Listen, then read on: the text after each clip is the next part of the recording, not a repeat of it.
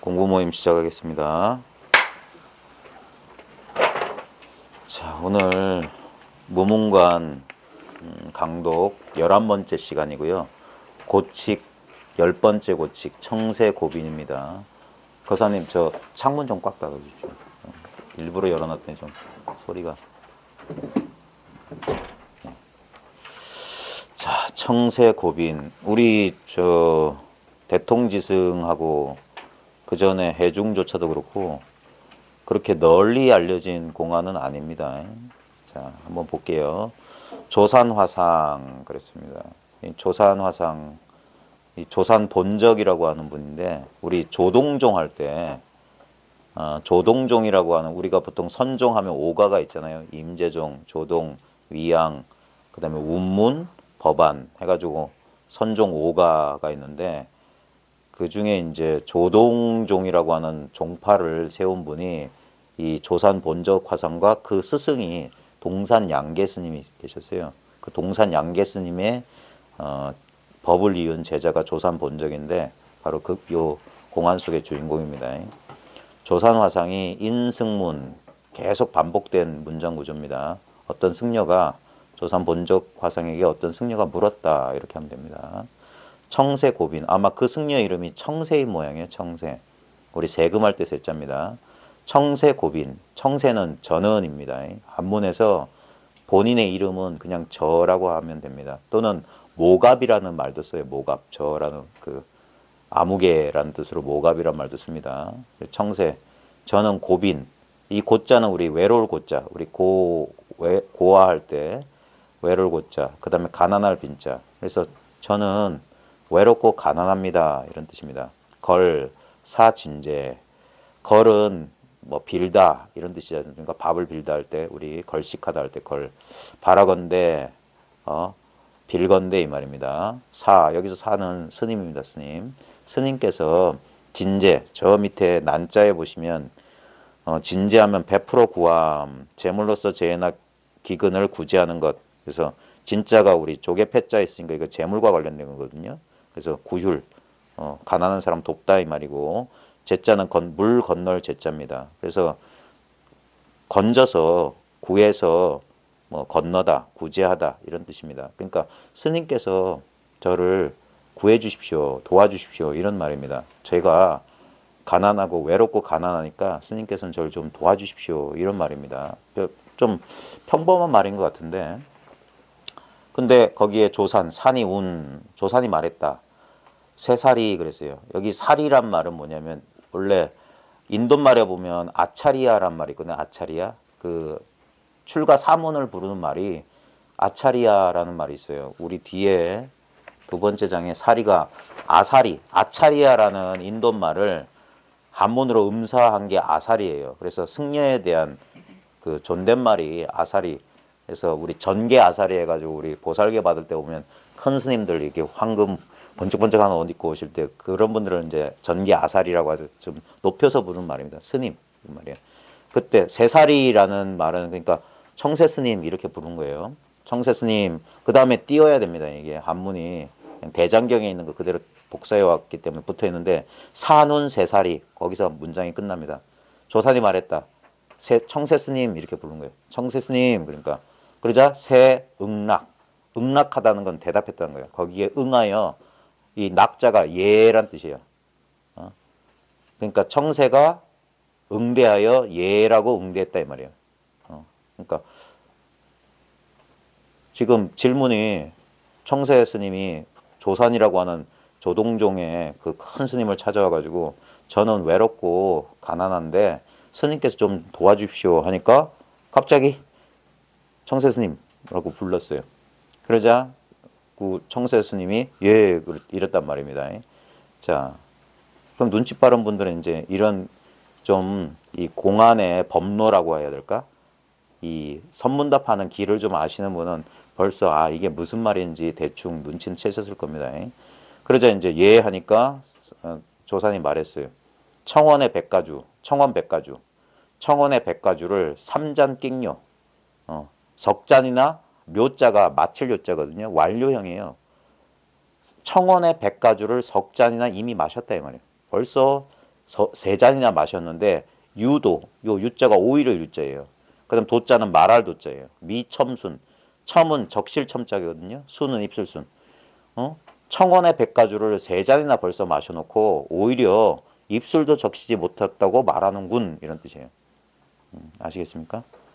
근데 이제 요게 널리 알려진 공안은 아닌데 이 공안에 대해서 이게 무문의 평 때문인지 이거를 이렇게 보통 전통적인 해석, 전통적으로 이 공안을 어떻게 바라보냐면 청세란 사람이 이제 조산이라고 하는 큰 스님한테 찾아와서 이제 법거량을 한 거라고 이렇게 한 거예요. 왜 그러냐면 계속 읽어볼게요.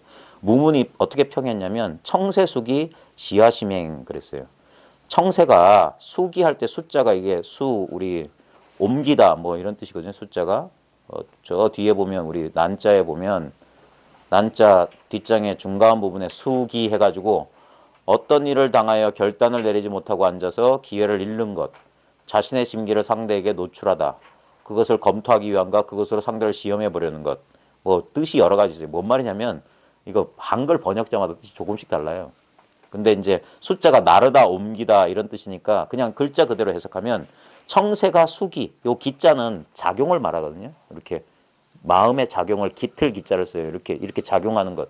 그러니까 청세가 지금 와가지고 저는 외롭고 가난한데 스님께서 저를 좀 도와주십시오 하는 게 청세의 수기예요.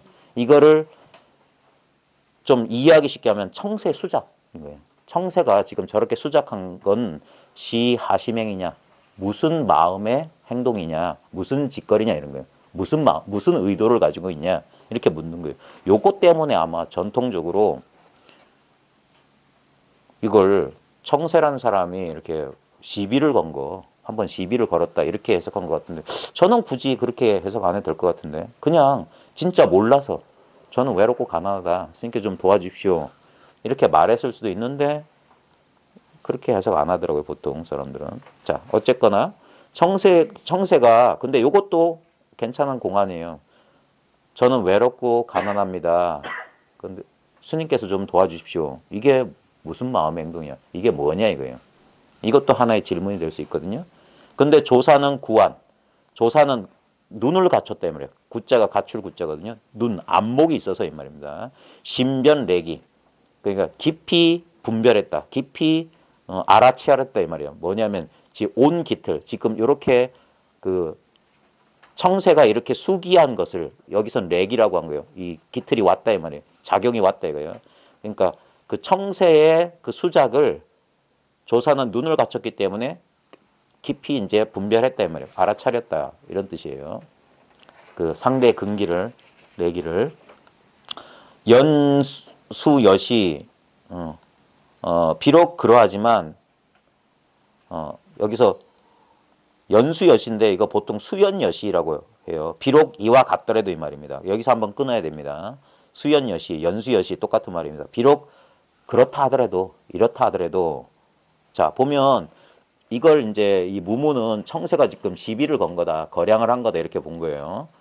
근데 조사는 거기에 속아 넘어가지 않았다. 눈을 갖췄기 때문에 그 상대의 그 댐데미를 딱 한눈에 알아봐 가지고 이제 그걸 깊이 여기에 어떤 수작인지 알아차렸대 말이에요. 근데 비록 그와 같다 하더라도 그래 놓고 그다음에 차도란 말이 나옵니다. 자, 말해봐라 이 말입니다. 차도하라. 나리. 이 나리는 지금 현대 중국어에도 쓰는 겁니다. 어디가 이 말입니다. 나리. 그 천멜밀 노래 보면 짜이 나리란 말이 있어요. 님은 지금 어디 있냐? 짜이 나리. 그런 말이 있어요. 나리. 나리시 어디가? 새살이 이 돌이라고 했는데 이게 음이 도자도 되고 사자 됩니다. 이거 오타 났습니다. 새살이. 새 스님이 끽주처. 끽주처는 붙여야 됩니다. 지금 이게 대장경에 있는 그대로 구두점을 그대로 복사했기 때문에 구두점이 엉망인데 수연여시 끊고 차도하라. 나리시 새살이 끽주처. 어느 곳이 새 스님이 술을 마신 곳인가. 여기 보면 무문의 평창에 벌써 이 공안에 대한 질문이 두 개 나와 있어요. 뭐냐면 지금 청세가 저렇게 물은 뜻이 뭐냐. 저 청세의 의도가 뭐냐.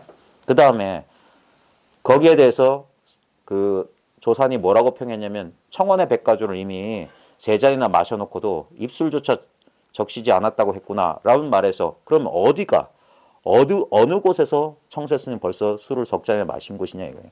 이게 질문입니다. 자, 우리 잠깐만 우리 주교제 잠깐만 볼게요. 주교제 79쪽에 이제 거기 쭉 나오는데 80쪽에 보십시오.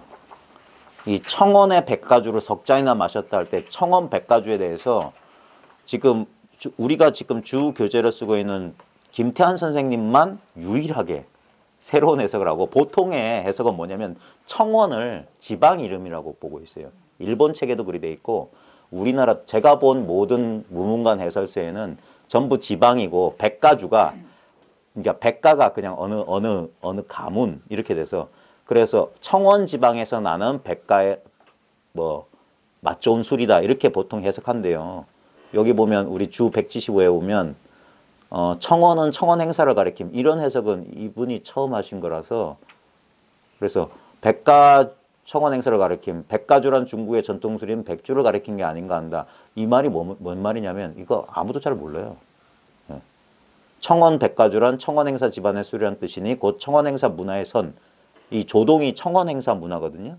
이 선의 역사 보면 육조해능 밑에 남악회양과 청원 행사 두 맥이 갈라져요. 남악회양 밑에서 마조가 나오고 마조 밑에서 뭐 백장, 황벽, 임제에서 임제종이 나오고 청원 행사 밑에서 석두이천 그 다음에 쭉 날아서 이제 동산양계 뭐 이런 식으로 조동이 나오고 운문도 나오고 그럽니다. 그래서 청원 행사 문화의 선을 가리키고 또한 그것을 계승한 조선 본적 자신의 성을 가리킨다. 그래서 뭐 거기 보면 천주백가주라고 돼 있다. 뭐 그 조선 본적선사 어록에는 그 다음에 뭐 연등에는 뭐 어떻게 돼 있다. 그래서 뭐 이렇게 다양한 해석을 하고 있습니다. 그래서 이것도 한번 눈여겨봐시고요. 근데 이건 별로 안 중요합니다. 청원 지방에 나는 맛 좋은 술이건 청원 행사의 그 선이건 그건 중요한 게 아니라 지금 이건 비유잖아요. 벌써 지금 여기서 공안의 눈은 뭐냐면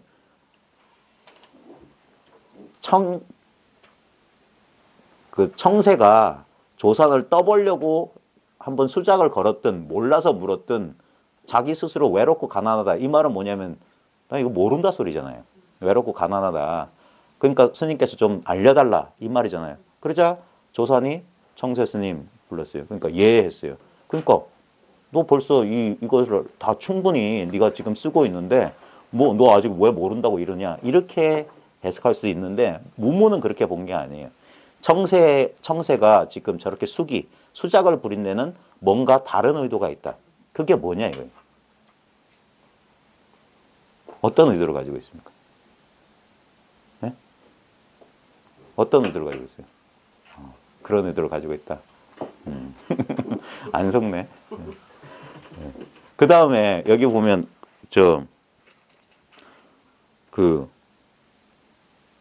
조선이 여기 보면 무문이 또 묻잖아요. 어느 곳이 그 청세 스님이 술을 마신 곳인가? 이미 술을 석 잔 마셨다고 했는데 어느 곳이 청세 스님이 술 마신 곳이냐 이거예요. 우리 해운대 가서는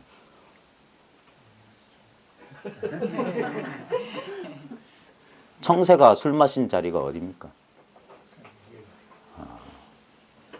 보통 이제 여기 보면 이제 조선이 청세 스님 하니까 예 그래서 예 여기 예 대답한 게 술 마신 자리다 이렇게 따라가면 안 되고 항상 질문은 뭐냐면 이 선은 첫째 자리가 중요한 거예요. 첫째 자리는 뭐냐? 자기 자리예요. 자기 자리. 이 자리를 말하는 거예요. 이 자리.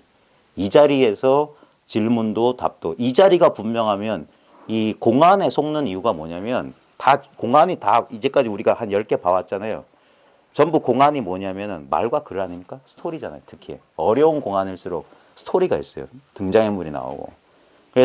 그래서 공안마다 다 이야기가 다르기 때문에 다 다른 것처럼 보이지만 실제로 그러니까 이 자리가 분명해야지만 공안에 속지 않는 거예요.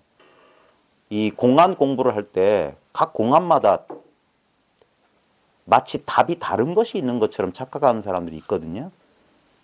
물론 공안마다 다 조금씩 차별되는 경계를 제시하고 있기 때문에 그 경계에 대한 답을 할 수도 있어요. 근데 그렇게 되면 어떻게 되냐면 그 어떤 공안에는 내가 아는데 어떤 공안에는 막힌다 이런 소리가 나와요. 그러면은 어떤 아는 공안도 아는 게 아니에요. 실제로는 그게 차별된다면 실제로는 이게 좀 말로 설명하기는 참 힘든데 모든 공안이 이 자리예요. 이 자리 이거 하나에서 나온 거예요.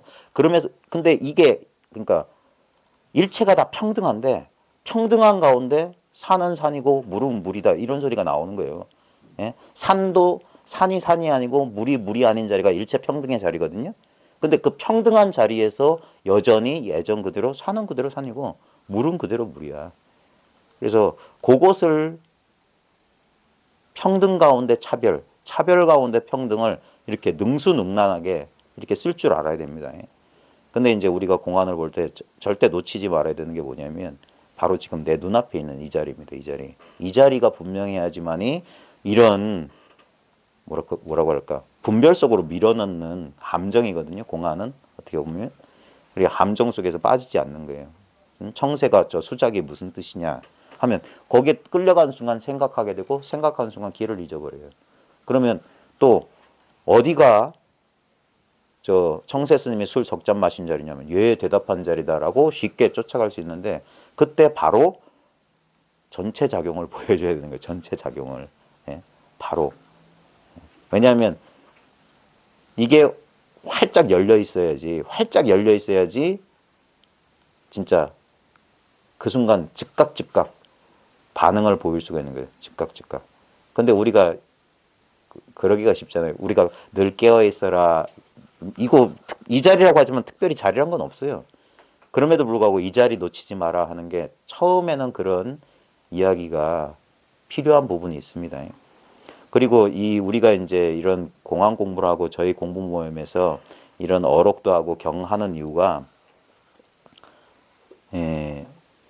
이거 알기 전에는 공부가 상당히 재밌을 수 있어요. 공부해 나가는 재미도 있고 경계가 막 변하는 그런 재미가 있는데 이 공부의 난점 중에 하나가 뭐냐면 자기가 뭔가를 알고 난 이후에 뭔가를 체험했거나 뭔가 내가 경계가 달라졌음을 알고 난 이후에 공부가 오히려 그 이전보다 어려울 수가 있거든요. 그래서 이런 걸 하는 겁니다. 이거 제가 일주일에 하나씩 해도 한 1년 이상 걸린다고 했죠. 이거 한 권 하다 보면 1년 가요. 우리 임재로 가다 2년 갔잖아요. 그러다 보면 한 10년 세월 가는데 물론 경전 어록 공부한 게 의미 없다는 건 아닌데 진짜 공부는 뭐냐면 이렇게 경전 어록에 대해서 이 의미가 이런 거다 저런 거다 제가 막 해설하고 여러분이 이해하고 그런 거 상관없습니다. 결국 진짜 우리가 첫째 자리, 이 자리, 제1의제, 도라고 하는 것은 옛 스님 말 그대로예요. 옛 조사 부처님 말 그대로예요. 이거는 알고 모르고 상관없어요. 깨닫고 안 깨닫고 하고 상관없어요. 이게 조심스러운 말입니다. 그러니까 자기 스스로 이 고비를 겪어보고 자기 공부가 분명해진 사람은 저 말에 무릎을 치고 공감할 수 있는데 아직 이 문턱도 못 놓은 사람한테 이런 말을 잘못했다고 그럼 뭐야 이렇게 된다고요. 왜냐면 생각으로 따라가면 뭐 깨달음도 없고 알 것도 없고 모를 것도 없으면 뭐할러 뭐 이런 식으로. 그러니까 분별 속에 있는 사람. 그래서 어리석은 사람 앞에서는 꿈 이야기 하지 말라고 했어요. 꿈 이야기. 그 꿈을 실제로 이 도 얘기는 꿈 이야기 하는 거예요.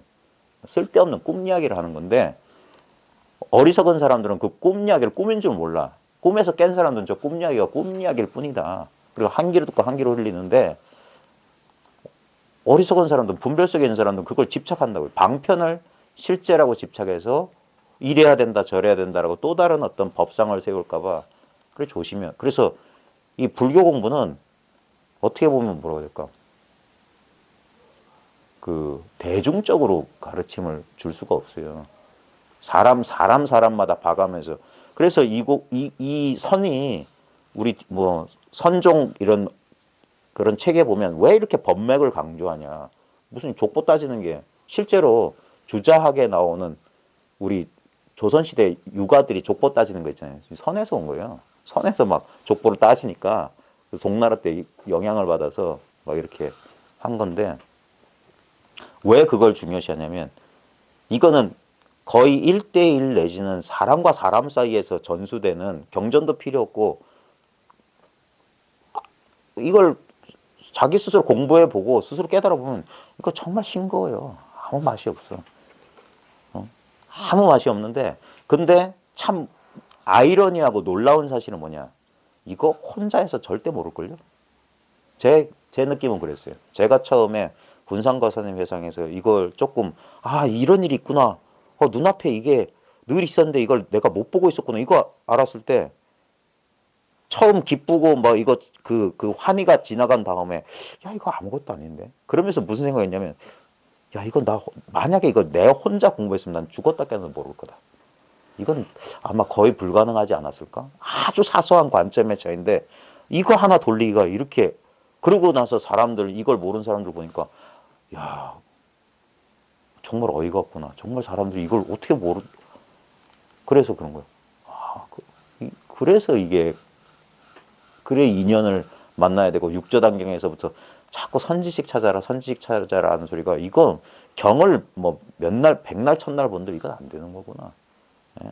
생각 아무리 자기 혼자 궁리해서 되는 게 아니구나. 아무리 가부좌 틀고 선정 속에 들어간다 한들 여기서 깨어나기란 참 힘들구나. 이건 본인이 겪어보면 알아요. 근데 몸소 체험해보면 몰라요. 사람마다 그 강도는 다르겠는데 저한테는 아이고 이거 별거 아닌데, 아주 사소한 차이인데, 근데 진짜 호리우차 천지연격이에요. 이 당연한 사실을 모르면은 좀 힘들 수가 있어요. 이거는 그래서 이 사자상승, 이 공부를 서로 나누는 사람들과의 관계를 참 중요시한 거예요. 그런 인연이 있느냐 없느냐가 참 큰 차이인데, 모르겠습니다. 요즘은 이게 무슨 전설의 고향도 무협지도 아니고. 그래서 항상 자기 첫째 자리가 분명해야 됩니다. 그러면 이 말에 끄달려가지 않는 거예요. 공안은 다 말과 글, 생각입니다. 스토리예요, 스토리. 스토리에 빠져들지 않는 겁니다. 그리고 이 공안 공부를 쭉 하다 보면 이제 공안이 이제 쭉 눈에 보이거든요. 이 공안이라는 게 어떤 장치인지, 이걸 통해서 뭘 보게 되냐면, 이제 이 공안 말고 진짜 우리 보통 조동에서는 현성공안이라는 거 있어요. 공안은 지금 이렇게 현성돼 있다. 이것이 공안이다 이거예요. 우리 나와 세계 자체가 이게 공안이거든요. 왜냐하면 지금 여러분의 인생이란 것도 전부 스토리 아닙니까? 나를 주인공으로 한. 예? 그 다음에 내 주위의 인물과 이 시공간이란 배경을 통한 이 스토리예요. 근데 너무 익숙한 스토리에 우리는 거기에 그냥, 그게 뭐냐, 그게 무명이에요. 무명업식이라고 한 건 어두워서 그냥 업으로 옛 습관대로 일으킨 분별, 그게 무명의 업식이거든요. 그 업식에 따라 내가 언제 태어나서 어떤 일을 겪었고 어쩌고 저쩌고 저쩌고 해서 지금 뭐 몸이 아프다 어쩐다 뭐가 걱정이다 뭐다 전부 뭐냐, 공안하고 똑같은 말과 스토리예요. 그 말과 스토리 일으키지 않는다면 실제로 여기에는 아무 문제가 없어요. 그래서 다만 일주일에 1시간 2시간이라도 좋으니까 생각에 끌려가지 않을 수 있는, 계속 이 자리만 자꾸 이야기하는 이런 모임에서 그냥 여기다 마음을 가만히 두고 있는 거예요. 그럼 이게 법회라고 하는 거거든요. 보통 삿상이라고 하는 것도 마찬가지. 여기에 존재, 여기에 그냥 상가 모인다 이 말이야. 법에 모인다. 그래서 법회예요. 법의 자리에 그냥 모여 있는 거예요. 그래서 대중이 함께, 왜냐하면 혼자 이렇게 있으면 자기 생각에 휘둘리는데 여기서 그냥 자기 생각을 쉬고 그냥 다른 사람의 말에 귀를 기울이면, 그래서 자꾸 잘 들어라 하는 거예요. 자기 생각으로 듣지 말고 자기 생각을 쉬고 그냥 이 소리가 오른쪽 귀로 들어갔다 왼쪽 귀로 나오기만 하면 돼요. 그렇게 스쳐 지나가, 그게 인연인 거예요. 그러다 보면 이 말 뜻에 있는 게 아니라 스쳐 지나간 그 자리에 있다 이거. 그 텅 빈 자리에 모든 말들이 다 지나가 여기 안 달라붙어요. 근데 모든 말이 살아나고 모든 말이 사라지는 그 자리는 영원 불변하다. 그게 진짜 공안이다. 그게 진짜, 그게 도고 그게 참나예요. 그 자리에 대한 이건 감이라고조차 말할 수 없는 감이에요. 왜? 한시도 안 느껴봤어야지. 놓친 적이 있어야지 비교가 가능한데 이건 거의 비교가 불가능해요. 그래서 아주 어떻게 보면 담담하고 그래 다면상적이라고 옛사람들이 하는 거예요. 담담하고 그다음에 늘 고요하다 이 말이에요. 전혀 특별할 게 없는 거예요. 그래서 자칫 경계에 관심이 가면 이걸 잃어버린 줄 착각해. 경계는 뚜렷이 드러나니까.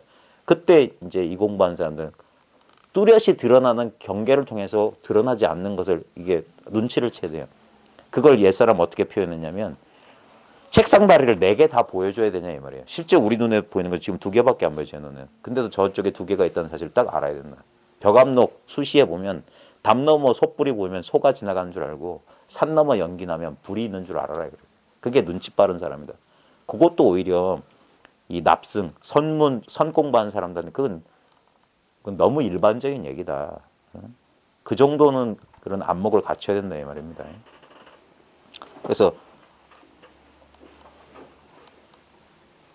처음에 이거 조금 알아차리고 시간을 좀 보내야 됩니다.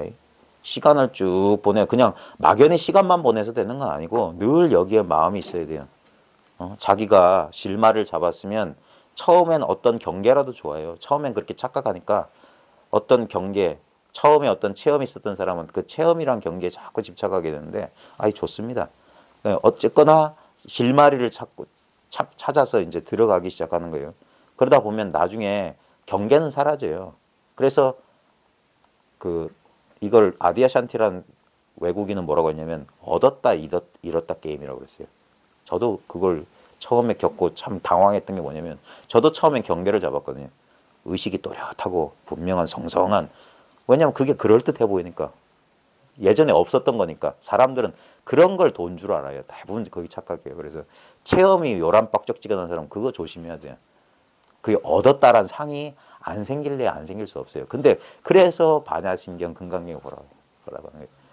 예? 무지영무득이고 한 법도 얻은 바 없어야 된다라고 강조하는 이유가 있습니다. 근데 뭔가 얻은 것 같아. 내가 뭘 안 것 같아. 그래서 초창기에 조심해야 되는 거예요. 초창기에. 그리고 그 경계는 반드시 사라집니다. 그렇게 되면 사람이 헷갈리기 시작하는 거예요. 내가 뭘 알긴 알았나? 하면서 자기 공부를 자기가 의심하게 되는데 이게 제일 힘들어요. 제일 힘든 거야. 왜? 이건 자기 안에서 일어나는 일이기 때문에 자기한테는 현실이야. 예? 근데 그래서 시부도에 보면 나중에 목동이 사라져요. 소 치는 사람이 처음에는 그게 뭐냐? 아가 있기 때문에 법이 있어요. 내가 있기 때문에 내가 깨달은 법이 있어. 그래서 소도 있는 거예요. 그놈의 소를 길들이겠다고 막 하잖아요. 뭔가 얻은 바가 있기 때문에 소를 찾았기 때문에 처음엔 기쁘고 그 다음에 소가 내 뜻대로 되지 않기 때문에 그때부터 막 애를 써서 공부도 하고 그런 겁니다. 그러다 보면 이제 시간이 지나면서 이제 마음이 차분히 가라앉아요. 제가 한 10년 기다리라는 소리가 10년쯤 되면 그러니까 더 이상 이놈의 소가 난동을 부리진 않아요. 견딜만 해져. 더 이상 이제 바깥으로 안 찾아요. 이제 다 찾았어. 그래서 찾진 않지만 그래도 여전히 뭔가 모르게 뻑적지근한 뭐가 있어요. 이게 편하긴 편한데도 완전히 시원해지지 않았던 그 느낌이 있어요. 그래가지고 공부를 놓치지 않고 꾸준히 공부하다 보면 나중에 이제 집으로 돌아가잖아요. 집에 돌아갔을 때 뭐냐 소를 잊어버려요. 예? 집에 돌아갔을 때는 망우존인 소 타고 이제 집에 돌아갔다는 더 이상 이제 바깥으로 안 헤맨다 이거든요. 그래 이것뿐이야. 딴 거 없어. 그럼에도 불구하고 이것이라고 하는 게 약간 껄쩍지근하게 남아있는 거예요. 그러다가 나중에 이제 공부를 하다 보면 이걸 할 게 없구나. 법이랄 게 없구나. 그것도 참 어렵습니다. 왜냐하면 이제까지 깨달은 법, 뭔가 어떤 자기가 힘들고 뭐 흔들 때마다 의지할 게 있었는데 이제 의지할 게 없는 거예요. 그것도 그래서 법을 내려놓기가 참 힘들어요. 그럼에도 불구하고 여전히 공부를 하고 있는 나라고 할까 그런 미세한 어떤 자아라고 하는 게 있는 것 같았는데 나중에 제 팔도에 가면 이것도 사라지거든요. 그리고 그런 공부의 과정 아닌 과정이 있습니다. 결국은 그건 어떻게 보면 깨달음 이후에 점진적인 깨달음의 길을 밝힌 건데 결국 나중에 이제 이게 공부가 한 덩어리를 이룬다. 공부가 깨달은 뒤에 한 번 더 깨닫는다. 깨달음 뒤에 깨달음이 또 있다는 소리가 그거예요. 깨달음이 사라지는 게 깨달음, 그 뒤에 오는 깨달음이에요. 근데 그게 참 힘듭니다. 백척간도 진일보하고 현해 살수. 절벽에 매달린 자리에서 그 손을 놓는다는 게 자기가 어렵게 이런 소식이 있구나 했는데 그 알았던 거 자기가 체험했던 거 다 내려놓아야 됩니다. 그게 썩 기분 좋게 안 올 수가 있어요. 혼돈 속에 오게 됩니다. 혼돈 속에. 예, 처음에 이걸 진짜 생짜배기로 자기 혼자 공부한 사람은 그 과정이 혼돈스러워요. 그래서 더 견디기 힘들어요. 의지할 게 사라졌기 때문에. 그래서 자칫 잘못하면 내가 뭘 잃어버렸나 하고 다시 찾게 되는 어리석음이 있는데 그때 이제 잘 그래서 이런 경전 공부나 어록 공부도 충분히 해두면 나중에 공부 경기가 바뀔 때 참고할 수가 있어요. 그리고 이제 말이 나온 김에 이 청세 고빈 화두도 이 공안도 이거하고 비슷한 구조가 또 이런 거 있습니다. 한번 들어보셨을 거예요. 엄양존자라는 사람이 조주 스님을 찾아와서 이렇게 물어요. 한 물건도 가져오지 않았을 때 어떻습니까? 그 얘기 들어보셨죠? 이거 똑같아요. 청세, 저는 외롭고 가난합니다. 나밖에 없으니까. 아무것도 없다 소리예요. 아무것도 없다. 그러니까 그래서 아마 무문 스님이 저 청세 저수작이 무슨 마음 씀씀이냐 이렇게 말한 것은 그런 의미일 거예요. 이렇게 공부 모르는 사람이 와가지고 저 좀 가르쳐 주십시오 이렇게 말하지. 저는 외롭고 가난합니다. 마치 뭐 달라는 식으로. 그래서 떠보는 거다 이렇게. 그래서 옛사람은 그렇게 본 모양이에요. 저는 외롭고 가난한데 스님께서 저를 좀 도와주십시오 했을 때 만약에 안목이 없는 사람이라면 그러냐 뭘 도와줄까 아니면 뭘 하려고 하면 아마 청세가 하면서 그런 의도로 한 것 같아요. 엄양전자도 똑같잖아요. 한 물건도 가져오지 않았을 때 어떠냐. 내 공부가 이렇다. 나 한 물건도 없다. 이런 거잖아요. 청세도 뭐냐. 나 외롭고 가난하다. 나 없다 이거예요. 없어. 그러니까 스님께서 저를 한번 지도해달라. 제 공부가 이런데 어떻습니까? 어떻게 보면 인정해달라 이런 소리 비슷해요. 엄양존자도 조주한테 한 물건도 가져오지 않았을 때 어떻습니까? 그러니까 조주가 뭐라고 합니까? 한 물건도 가져오지 않았을 때 어떻습니까? 모르세요? 이 얘기 처음 들어보세요? 그러니까 조주 스님이 뭐라고 하시겠어요? 만약에 한 물건도 가져오지 않았으면 어떻습니까? 저 아무것도 없어요. 그러면 뭐라고 말할 거예요? 나 아무것도 없습니다. 말하는 법이 있네. 그래 조주 스님은 내려놓아라 그랬어요. 방아찹 그래서 방아찹. 한 물건도 가져오지 않았는데 한 물건도 가져오지 않았을 땐 어떻습니까? 지금 저한테 한 물건도 없는데 어떻습니까? 그런 거예요. 그러자 조주 스님 다짜고짜 내려놔라 그랬어요. 그러자 오명존자가 한 물건도 가져오지 않았는데 무엇을 내려놓으란 말입니까? 그러니까 조주 스님이 내려놓기 싫거든 짊어지고 가거라 그랬어요. 이거하고 비슷해요. 저 아무것도 없는데요. 저 아무것도 없어요. 이때 어떻게 합니까? 이제 이렇게 떠본 거예요. 그러자 조산 스님은 내려놓으라가 아니라 여보게 그런 거예요. 왜 하니까 너 임마 외롭고 가난하다더니 벌써 청원의 백가주를 이렇게 코가 삐뚤어지고 마셨는데 아직도 입술도 거짓말하지 마라 이거예요. 아직 그게 있다 이거예요. 저도 이 비슷한 일을 저번에 말씀드렸는데 저도 이제 공부 초창기에 좀 알아가지고 우연히 제주도에 어떤 스님 저희 처갓집에 내려간 김에 어떤 스님을 만났어요. 그리고 우연히 인연되고 예고 찾아가려고 간 게 아니라 거기 갔다가 우연히 마주치는 바람에 인사하니까 따라오라고 해서 차 한 잔 주시길래 그리고 이 공부 얘기를 꺼내는데 제가 그랬어요. 그 당시에 약간 혼란스러웠던 게 그때는 그랬어요. 딱 두드리면서 이것뿐인데 제가 뭐 좀 알았습니다. 그러니까 뭘 알았냐 이렇게 이걸 알았다. 이것뿐이란 걸 알았다. 근데 뭐 어쩌다 근데 제가 그 당시에 의심이 있었던 게 이거밖에 없냐 이거밖에 없냐. 정말 이거밖에 없습니까라고 물었어요. 그래서 그 스님이 그랬어요. 그 스님이 이거밖에 없다 또는 이거 외에 더 있다 이렇게 말씀하신 게 아니라 물었어요. 질문을 했어요. 답을 준 게 아니라 또 다른 질문을 했어요. 있는 것 같아요? 없는 것 같아요? 그때 제가 바보 같은 답이 이거밖에 없는 것 같습니다. 그랬어요. 이거밖에 없는 내 딴에는 이거밖에 없다. 그랬어요. 그죠? 그 스님이 그거 있네 그랬어요. 그거 있다 그랬어요. 예, 비슷한 말이에요. 아까 한 물건도 가져오지 않았을 때 그게 아직 있다 이거예요. 그런 어떤 한 물건도 없다는 것도 있다 이거예요. 그 미세한 망념이 있습니다. 공부. 그게 참 이게 저도 입을 열어서 어떻게든 말씀드리려고 하는데 이게 이렇게 분별해서 말로 이렇게 잘 전달하기 힘든 거예요.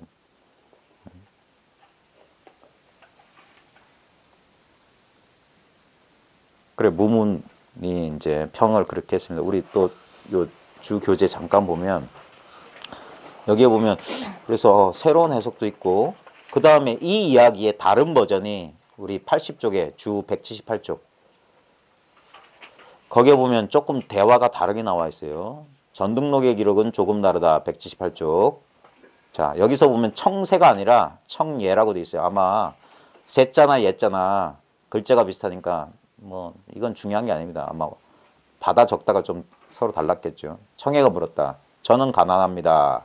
스님께서 구제해 주시기 바랍니다. 여기까지 똑같잖아요. 그러자 조선이 말했다. 청예 스님은 가까이 오너라. 이것도 선사들이 많이 쓰는 겁니다. 예. 저 모르겠습니다. 그러면 가까이 오라고 그래요. 가까이 오면 뭐 하겠습니까? 때리는데 여기서는 그게 아니라 이게 근전례란 말이거든. 근전례. 근전례. 선어록에 보면 근전례 그래요. 가까이 와라. 지금 뭐냐 이거예요. 지금 한 걸음, 두 걸음, 세 걸음. 정세 스님 할 때 예 하는 거나 한 걸음, 두 걸음, 세 걸음, 네 걸음. 이게 뭐냐 이거예요. 그러니까 청세가 가까이 오자 청해가 가까워오자 안 때렸어요. 조산이 말했어요.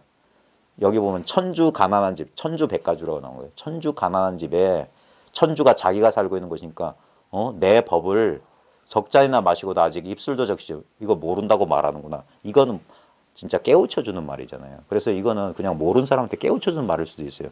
청세 스님 그러니까 예, 봐, 너 충분하잖아. 뭐가 가난해. 너 이미 부자야. 이게 본래 성불 소식을 그냥 가르쳐주는 그냥 예일 수도 있는데 무문 스님이 이런 식으로 청세 스님의 말에 뭔가 딴 뜻이 있다. 이런 식으로 말하니까 후대 사람들이 해설하면서 이걸 떠보는 것처럼 얘기하는 것 같은데 저는 그냥 처음 이 공안 처음 봤을 때 그냥 이거는 물어봤을 때 저 우리 앞에 그 조주 세발에서 나온 거랑 똑같아요. 저 총림에 처음 들어왔는데 스님께서 지도해 주십시오 하니까 너 밥 먹었느냐? 이거하고 똑같아요. 청세 스님 밥 먹었느냐? 왜? 그래 밥 먹었으면 바로나 씻거라. 거기서 깨달은 거나 너 봐. 예 하니까 청원 백가주 이미 이거 충분하게 있는데 예. 그래서 실제로 보면 그래서 생판 모르는 사람한테 공안을 줘서 깨닫게 한다는 건 참 힘든 거예요. 그래서 오히려 공안 공부는 이 사실을 알고 자기 공부를 점검하고 탁마하는데 오히려 도움이 됩니다. 실제로 송나라 때 공안선도 두 가지 기능이 있었어요. 이 공안선이 나오게 된 이유 중에 하나가 이제 좀 이론적인 설명을 할게요. 선의 역사를 보면 이걸 달마선이라고 칩시다. 달마가 이제 중국에 오면서 선종이 꽃피었다. 그래서 실질적인 선의 이제 주창자는 육조해능이거든요. 육조해능이 실제로 오조홍인 찾아뵙기 전에 깨달았습니다. 이게 중요한 겁니다. 어떤 수행이나 이걸 인연을 짓지 않고 그냥 땔감 팔던 더벅머리 총각이 우연히 길가에서 금강경 읽는 소리에 마음이 열려서 그래서 오조홍인을 찾아간 거예요. 깨닫고 나서 찾아간 거야. 뭔가 느낌을 받고. 여러분도 공부하다 보면 인연이 있으면 주위에 그런 사람 많이 보게 될 겁니다. 특별히 공부 안 했는데 어떤 인연으로 이 사실을 아는 사람들이 나와요. 예를 들면 우리 거사님 같은 경우도 그냥 어렵게 일본에서 일제시대 때 일본에서 사시다가 20대 무렵에 한국에 오셔가지고 포목장사 남포동에서 장사하시고 뭐 어렵게 사셨어요. 그러다가 늘 어릴 때부터 왠지 스님만 보면 따라가고 싶더래. 그래 일본에 있을 때 직업 소개서 가서 물어봤대요. 스님 되려면 어떻게 되냐고. 그래가지고 그냥 그런 것도 모르고 늘 마음에 있어서 그런데 어떻게 하다 보니까 결혼도 하게 되고 자식도 낳고 그랬는데 아마 그럼에도 불구하고 40대 중반에 출가할 뜻을 동산 스님 밑으로 범어사 동산 스님 밑으로 출가를 하시려고 했는데 그래서 맨날 잠은 청년함에서 주무셨대요. 부산대 근처에 그러니까 떠나려고 장사를 정리해서 하숙집을 이렇게 해서 처자식을 먹고 살 수 있게 해놓고 자기는 떠나려고. 그래서 제가 공부 한창 그분 밑에서 공부할 때 그분 젊었을 때 사진을 딱 한 장 봤거든요. 출가하기 전에 마지막 찍은 사진.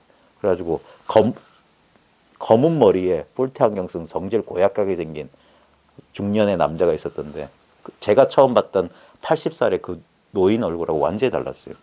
한 3, 40년 전 얼굴이었는데 근데 그렇게 출가하려고 했는데 어느 날 저녁 먹고 또 청년함에 가서 잘라고 스님들하고 노는 게 재밌었대요. 양치질하다가 오 하면서 뭐가 쑥 가슴을 훑고 내려가는 어떤 경계를 체험하셨어요. 그래서 이게 뭔고 하면서 그때부터 경봉 스님도 찾아가고 뭐 향곡 스님도 찾아가는데 다 이게 개합이 안 돼. 좀 시원하지가 않아.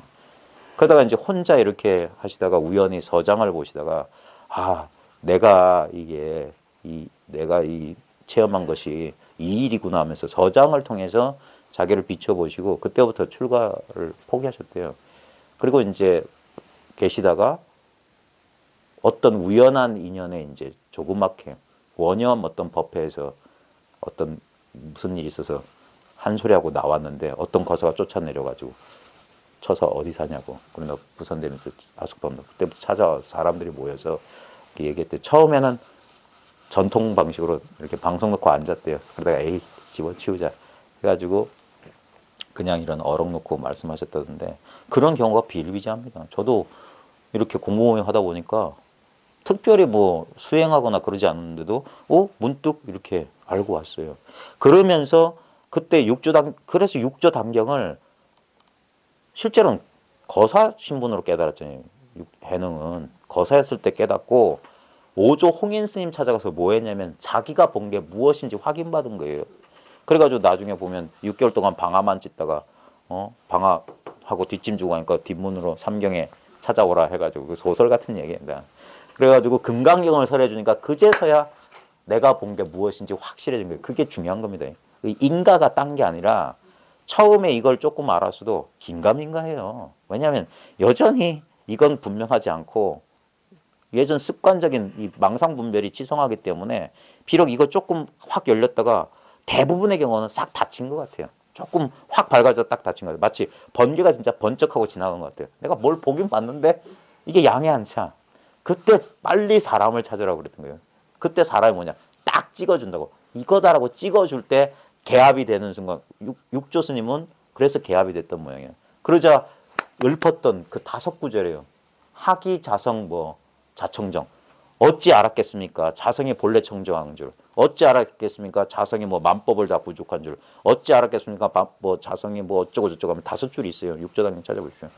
그게 이 체험한 사람들은 거기에 공감이 돼요. 나도 그랬는데. 나도 참 이렇게 있나? 이럴 수가 있나? 이런 느낌을 받아요. 그래서 육조 스님은 그래서 선정해탈을 논하지 않는다고 그랬어요. 자신만만하게. 그래서 오직 견성만 말할 뿐. 그래가지고 육조 스님, 육조단계 보면 좌선에 대해서 새로운 해석을 해요. 안으로 마음이 흔들리지 않고 바깥으로 경계에 끄달리지 않는 게 좌선이다. 앉아서 호흡수 헤아리고 그런 거 아니다. 그게 정말 중요한 겁니다. 왜냐하면 우리가 육조단계 보면 북종, 그 신수 북종을 점수라고 하고 남종 해능을 도노라고 하는데 엄청난 차이예요. 수행을 통해서 깨달음에 이르겠다라고 하는 게 얼핏 보면 합리적인 거. 그래서 지금 다 조계종이라는 이름을 쓰고 있지만 전부 신수종 아닙니까? 8시간, 12시간 가행정진해가지고 뭘 만들어내려고 하잖아요. 근데 오조홍인은 신수한테 법을 전하지 않았습니다. 예? 석가모니의 법맥이 이건 초기 불교한 사람들 절대 안 믿는 거예요. 선은 거짓말이다 라고 생각하는 사람들인데 그거는 참과 거짓이 따로 있는 줄을 모양을 따라 분별하기 때문에 저 선종은 중국에서 만드는 거예요. 그래서 헛소리입니다. 마음에 중국 마음 따로 있고 인도 마음 따로 있지 않습니다. 부처님 마음 따로 있고 해능 마음 따로 있고 내 마음 따로 있지 않습니다. 심불급 중생 시삼 무차별이다 그랬어요. 예? 마음과 부처와 중생 이 셋은 차별이 없다. 이것뿐이다 이 소리예요. 그래서 육조 스님의 말씀을 단경이라고 해서 경이라고 부처님 말씀처럼 했던 거예요. 그게 선이에요. 그리고 그 육조 해능의 출현 이후로 무수한 도인들이 견성도인들이 나왔습니다. 그때부터 견성이란 말이 나왔어요. 견성. 성품을 본다. 깨닫는다. 그게 불교다. 그러면서 불교가 완전히 바뀌었습니다. 그 전까지는 전부 교종이었잖아요. 화엄, 삼론, 뭐 천태, 뭐 법화 해가지고 전부 경 외우고 삼아승직업 수련하고 계율 지키고 안진뱅이처럼 앉아있고 그런 것에서 전혀 다른 선종이 등장하면서 마조 이후로 꽃을 피웠어요. 마조 이후로 83 견성도인이 나왔고 보십시오. 석가모니 부처님 당시에도 수 없는 아라한이 나왔어요. 어찌 그게 가능하냐 이 말이에요. 예? 석가모니 부처님도 매일매일 설법하셨어요. 매일매일 잘 듣고 그러자 경 맨 마지막에 뭐예요? 법석에 있었던 사람들이 모두 깨닫고 뭐 신수보 환희 뭐 어쩌고 했다. 다 그거예요. 아라한이 되었다. 다 언어 변호를 말하는 겁니다. 이거는 불교만 그런 거 아닙니다. 예수교도 똑같아요. 예수님이 자기 제자들 찾아가서 보십시오. 석가모니 부처님도 자기 지발로 제자들 찾아갔어요. 웃기지 않습니까? 제자들이 찾아온 게 아니었어요. 그래서 이건 청하지 않은 손님이에요. 불청객이라 진리를 아는 사람들은 가서 이 진리를 들어줄 사람을 찾아요. 공부하는 사람만 사람 찾는 게 아니라 공부를 가르치려는 사람도 사람을 기다립니다. 사람을. 이건 사람이 아니면 전해줄 수가 없는 법이에요. 그래서 인연이 참 중요한 거예요. 공부 인연이라고 하는 건 이거는 천륜 저리 가라예요. 천륜 저리 가라. 이 법의 인연은 천륜 저리 가랍니다. 기독교도 그랬고 지금 현대 크리스천 아모리티 이런 사람들 전부 다 뭡니까? 의자 하나 놓고 이걸 알아듣든가 말든가 끊임없이 전했어요. 이거 귀 있는 자는 듣고 눈 있는 자는 보라 그랬어요. 이 법은 부처님의 출현하고 상관없습니다. 늘 있었던 그 법이었던 거예요. 근데 참 어느 시대나 그 시대를 말법 시대로 했던 이유가 뭐냐면 여전히 망상은 치성하고 이 구도의 마음은 간절하지 않습니다. 그리고 우리처럼 이 세속 생활하는 사람은 뼈저리게 느낄 겁니다. 오늘 하루 직장 생활에서 보시오. 몸 피곤하죠. 몸 아프죠. 봄 되면 몸살도 하잖아요. 딱 속아 넘어가기 딱 좋습니다. 진짜 몸이 실제인 것 같고 몸뚱아리가 나인 것 같잖아요.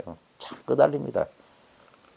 거기서 그것을 이겨낼 수 있다. 그래서 발심을 강조하는 거예요. 정말 우리 인욕보살이 딴 거 아닙니다.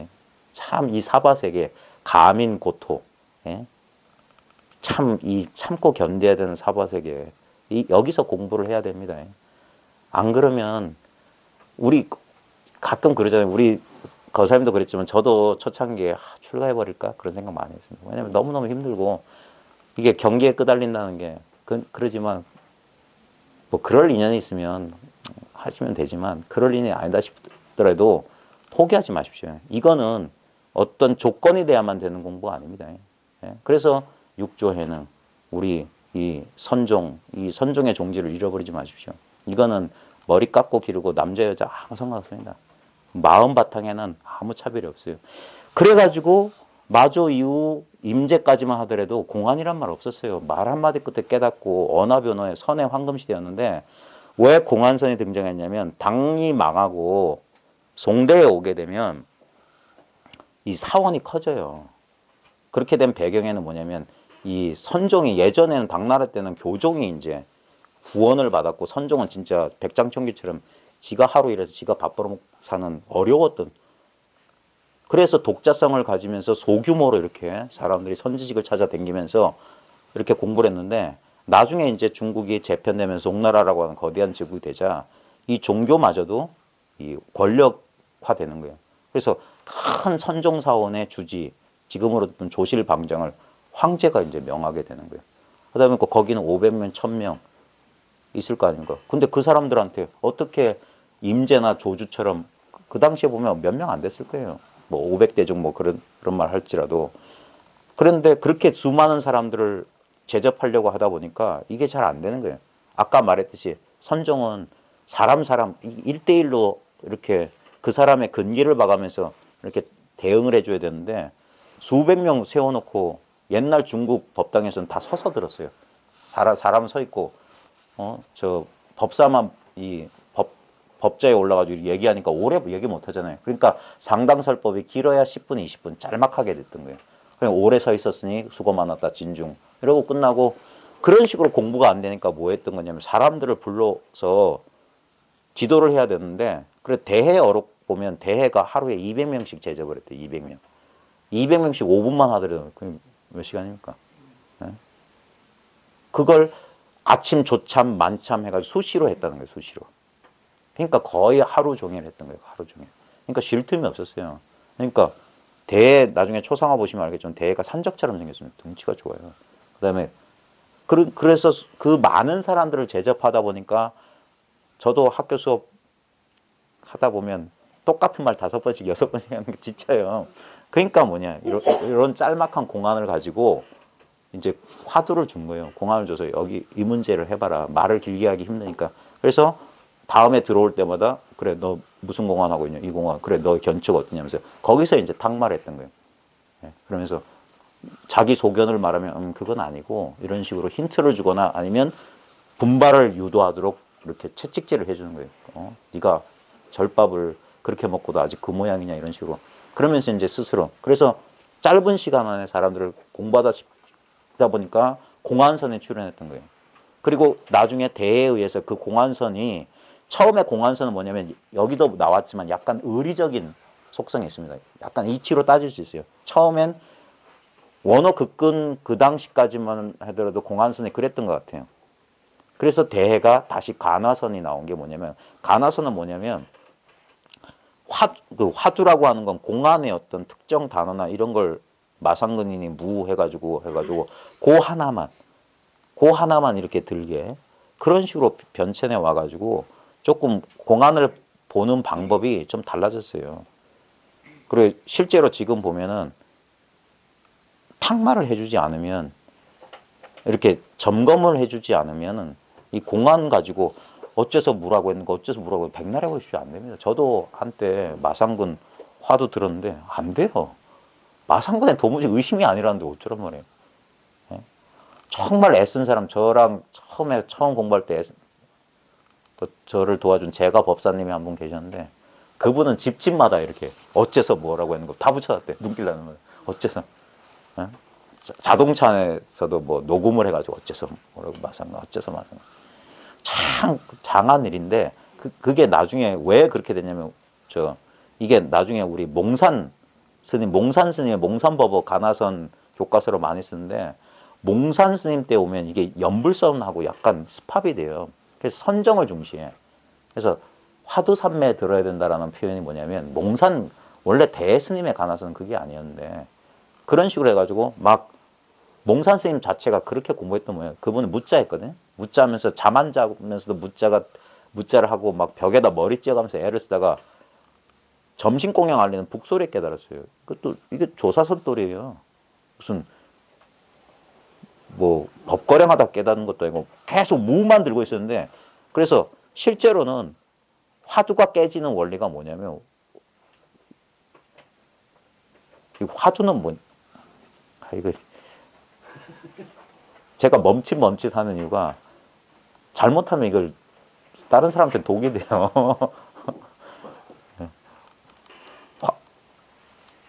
그러니까 진짜 화두가 기능을 하려면 나도 모르게 거기에 쑥 빨려 들어가요. 그러니까 지금 현재 간화선이 잘 안 되는 이유가 뭐냐면 의심도 일어나지 않는 옛 공안이기 때문에 그래요.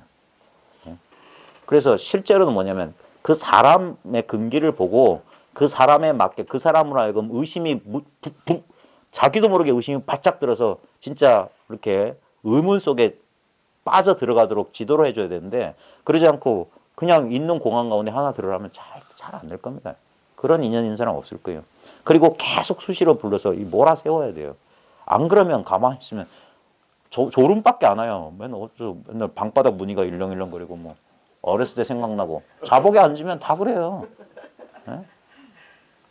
딴 수가 없어요. 왜? 의심이 절대 안 일어나. 근데 저도 경험해 봤지만 화두를 든다는 생각 없었는데 진짜 알고 싶은데 내가 모른다는 것에 부화가 나니까 그때 정말 눈앞이 깜깜해지는 거예요. 정말 알고 싶은데. 예?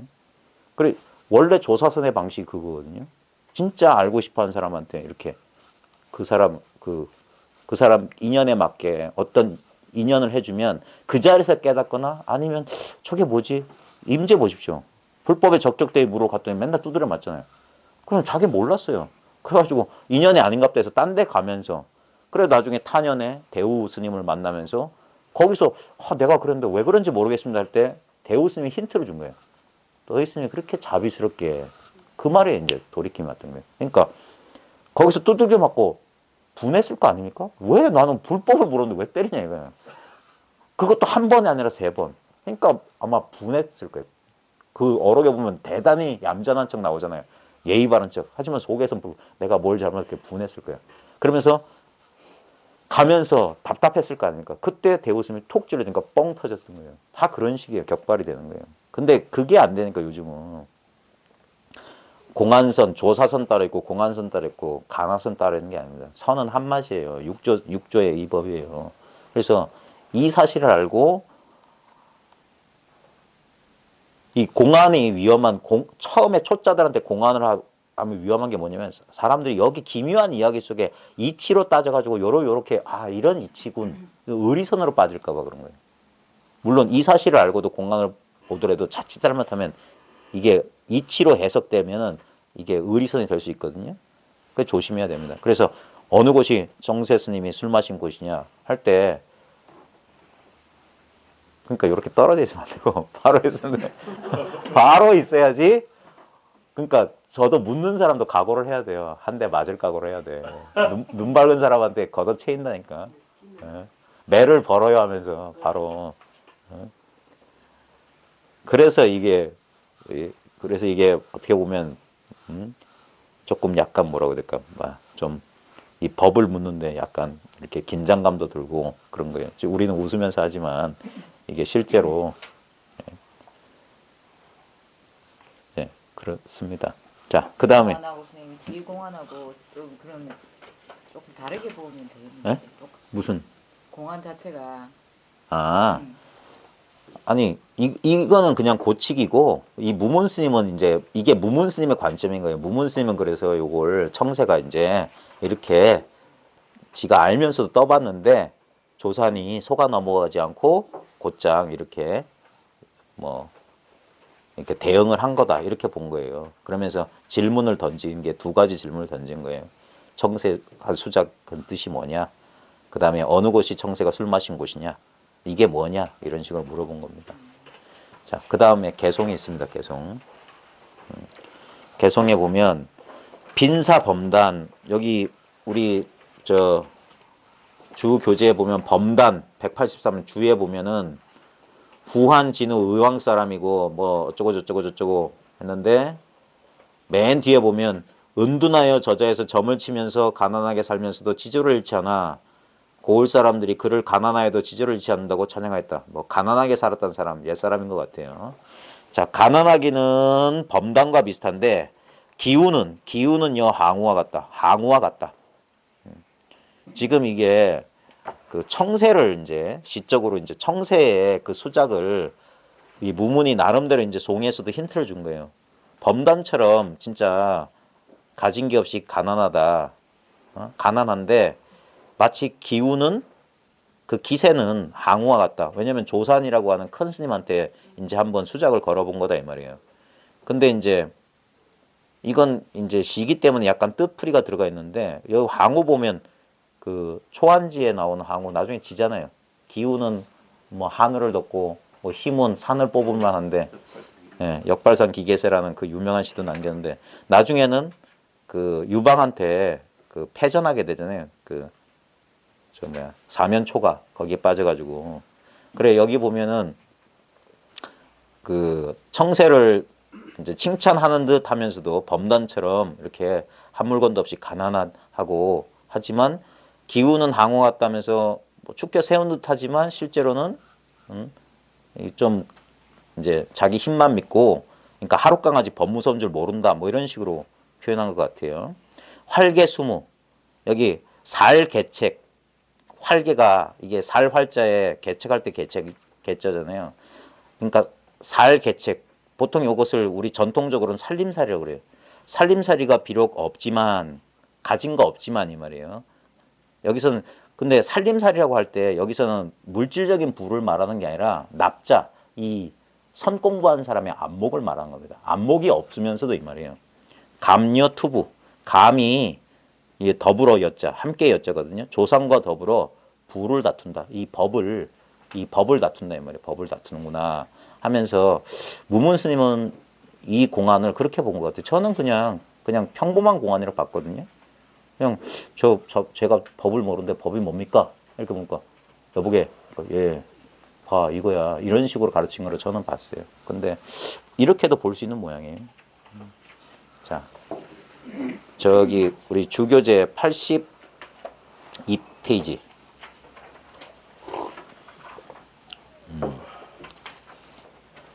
요 군소리도 아마 무문의 입장으로 이렇게 무문의 입장을 통해서 하신 것 같아요. 참으로 빠져나와 일 없음만 용납할 뿐 입으로 말장난하는 건 용납하지 않는다. 지금 청세가 저는 외롭고 가난하다. 예. 또는 한 물건도 가져오지 않았을 때 어떻냐. 이런 것들이 진실로 공부해서 빠져나와야지 입으로 말장난하는 거다. 참으로 씌워져 참으로 일이 없다면 또 누가 있어서 그대를 속이겠는가. 예. 이건 좀 생각해 볼 만한 그런 힌트네요. 진실로 진짜 한 물건도 없다면 뭐 어디에 속고 누가 속겠냐 이거예요. 보면 공부한 사람이 자기 공부에 자기가 취해서 속는 경우도 많습니다. 그러니까 이게 실감이 나실란가 모르겠는데 처음에는 공부가 있습니다. 공부라고 할 만한 게 있어요. 아 이것이다고 할 만한 게 있어요. 그건 각자 본인의 경계이기 때문에 본인 스스로 점검해 봐야 됩니다. 제가 아무리 제 나름 것 최대한 숨김없이 그냥 제 살림살이를 그냥 펼쳐 놓는 겁니다. 제 살림살이라고 해봤자 보잘것없어요. 특별한 살림살이가 있는 건 아닌데 제가 그동안 공부해왔던 걸 그냥 하는데 얼마나 여러분들이 이것을 알아들으실지는 저로서는 모르겠어요. 처음에는 공부를 할 게 있습니다. 저도 한동안 몇 년은 그랬던 것 같아요. 몇 년은 공부란 게 따로 있었다 이거예요. 따로 이것이라고 할 만한 어떤 경계나 느낌이나 어떤 감 같은 게 따로 있었어요. 제가 지금 말씀드리는 거 있잖아요. 지금 그냥 이거다. 그냥 무덤덤하고 무미건조하고 아무 맛없는 이거다는 제가 한참 지나서 비로소 이 감이 생겼던 거예요. 그때 아 이거구나라고 했던 거하고 전혀 다른 거예요. 이거구나 했을 땐 상대적인 거고 지금 이겁니다 할 땐 상대적인 게 아니에요. 이게 말로는 그래서 표현하기 안 되는데 그때 제 심정, 제 경계를 말씀드리자면 잘 지금 기억이 안 나요. 한 10 몇 년 지났으니까. 근데 지금도 희미하게 남아있는 게 뭐냐면 아침에 제일 먼저 눈 뜨면 챙겼어요. 뭐가 있었어. 자기도 모르게. 그게 뭐냐. 오메이려가 안 됐던 거예요. 뭐냐면 뭐가 있었어. 그러니까 해가지고 어떤 미세한 분별 망상이었어요. 하면서 뭐가 있었어요. 경계가. 그래서 있으면 똑같군. 뭐 이런 식으로. 그래가지고 그리고 일주일마다 가니까 그때 제 그 심정이 어땠냐면 우리 거사님이 조금 이렇게 질문을 좀 하셨어. 공부에 대해서 질문하시면 그래서 그런 걸 좀 예상하고 오히려 이제 가기 전에 더 이렇게 일부러 또 챙겼던 것 같아요.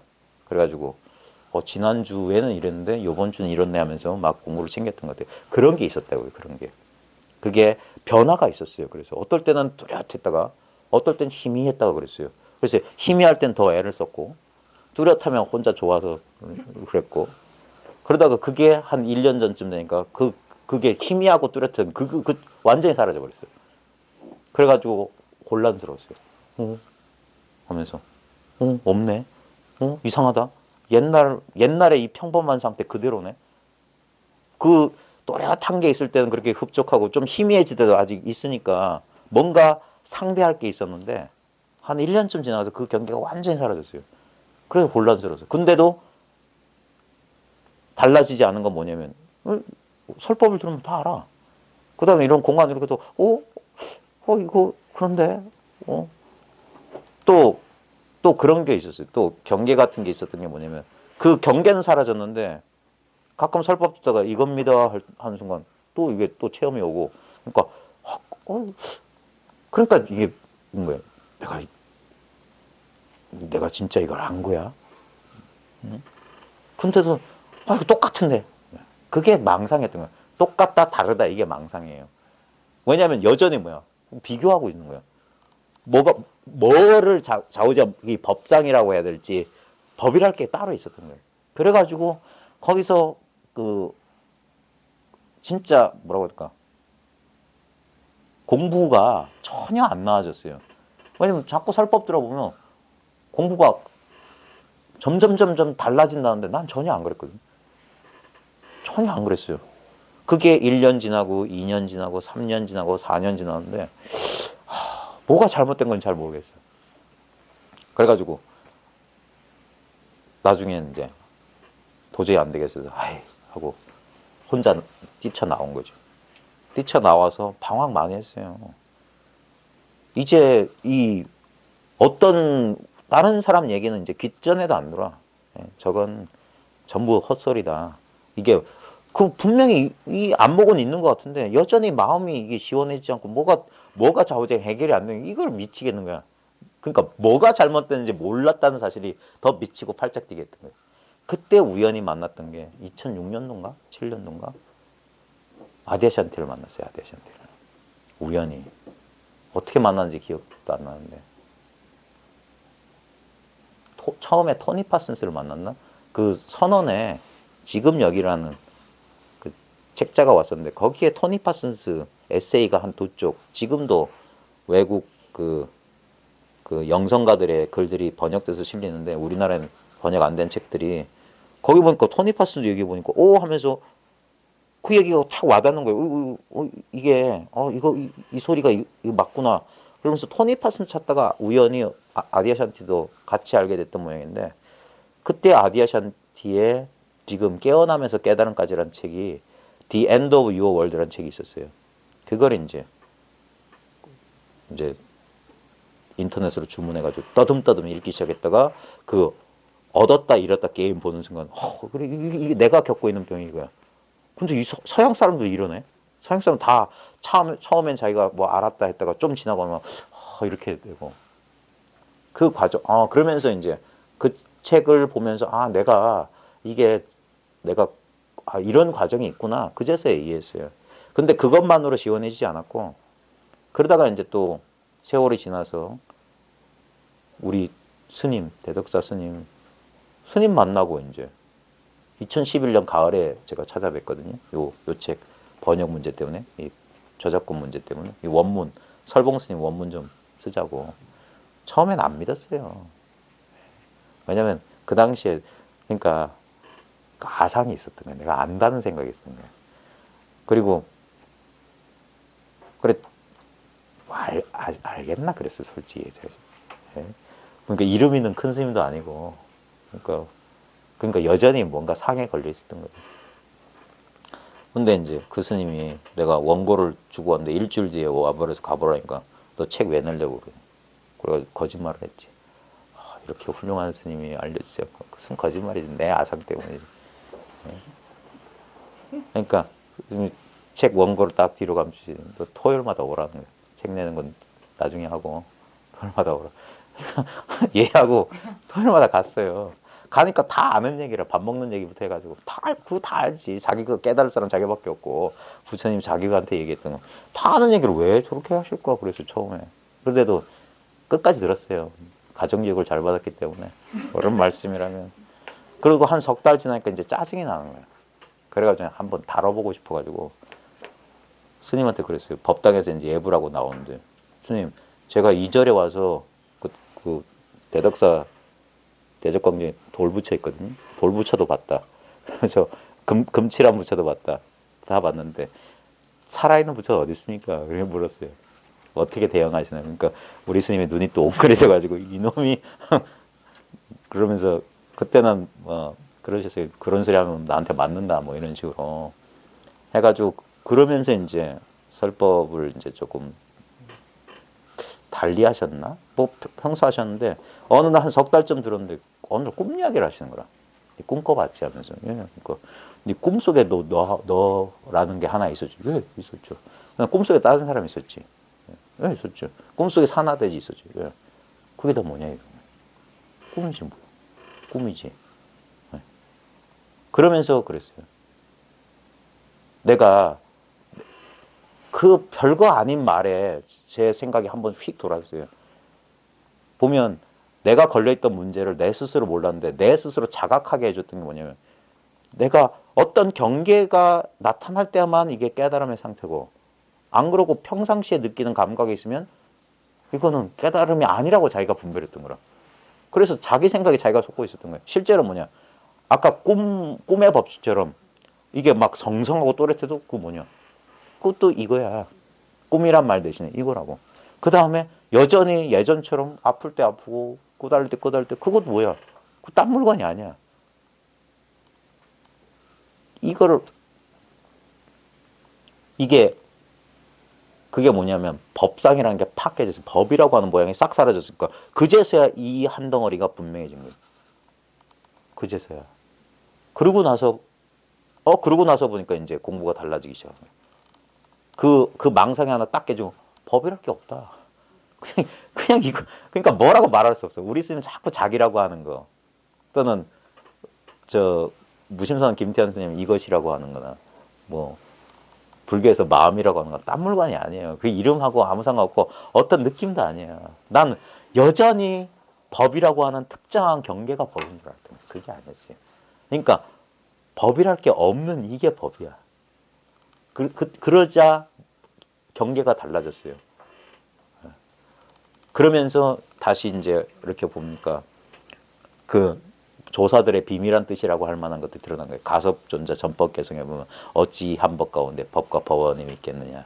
그 또 전법 개성 뒤에 가면 깨닫고 나면 깨닫기 전 것 같아진다. 이런 말들이 쑥 납득되는 거예요. 시편담에 보면 귀밑머리가 하얘지도록 돌을 찾아 헤매는데 돌아와서 어머니한테 드릴 선물이 하나도 없다.